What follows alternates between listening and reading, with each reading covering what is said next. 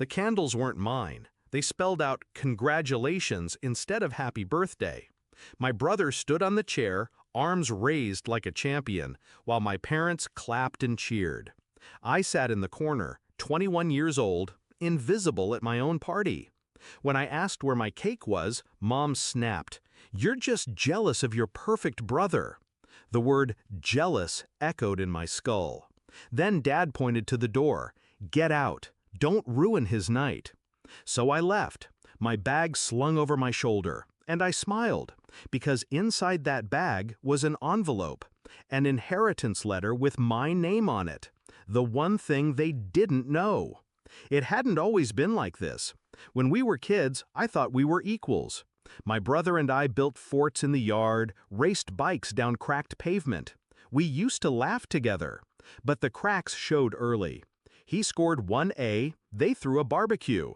I scored straight A's, they told me, that's what's expected. By high school, I was the ghost. He was the golden boy.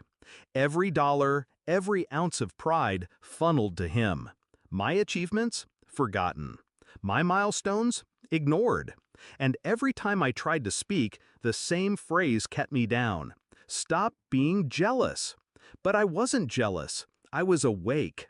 The inheritance letter came 3 months before my birthday. My grandmother, sharp, stubborn, and the only one who ever saw me, left her estate to me. Not to my parents, not to my brother, me. She wrote, "Because you were the only one who listened."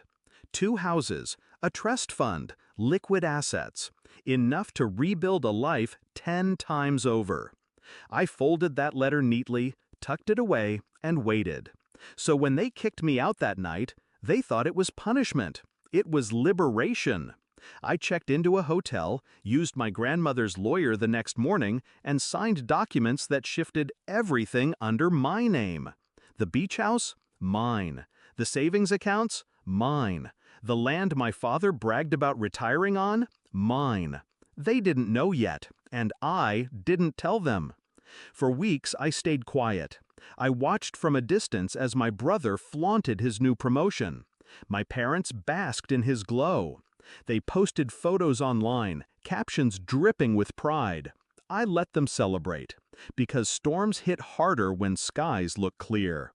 Then the bills started arriving. Property taxes, maintenance fees, invoices tied to assets they assumed were theirs. My signature was on everything now. Their calls came fast. "Why is our mortgage company contacting you?" Dad demanded. "Because it's not your mortgage anymore," I replied. Mom cried. My brother shouted in the background, calling me selfish, cruel. I hung up. But I wasn't done. I put the beach house up for sale. The one they used every summer, the one my mother bragged about to her friends. I sold it quietly, quickly, profitably. When my father drove there one weekend, the locks had been changed. The new owners waved from the porch. The rage in his voice when he called me was almost musical. "You betrayed us!" "No," I said evenly. "You betrayed me. Years ago." The final blow came at my brother's homecoming dinner. He'd just moved back to the city. My parents threw another party in his honor, of course. I arrived uninvited, dressed sharp, calm, carrying one folder. When Dad saw me, he sneered. "What are you doing here?" I placed the folder on the table. Inside, final transfer papers. Every remaining property, every financial tie cut cleanly from them. All under my name. My brother grabbed the papers, scanned them, and went pale. This can't be real." "It's very real," I said. "Grandma chose me. You were too busy being perfect to notice her." Mom reached for me, trembling. "Please don't do this." I looked her in the eye. "You already did." And I walked out. That was a year ago. Now I sit on the balcony of my own home, city lights flickering below, my grandmother's photo on the table beside me. My parents sold their car to cover debts. My brother's perfect life cracked under loans and failed investments. They built their empire on favoritism.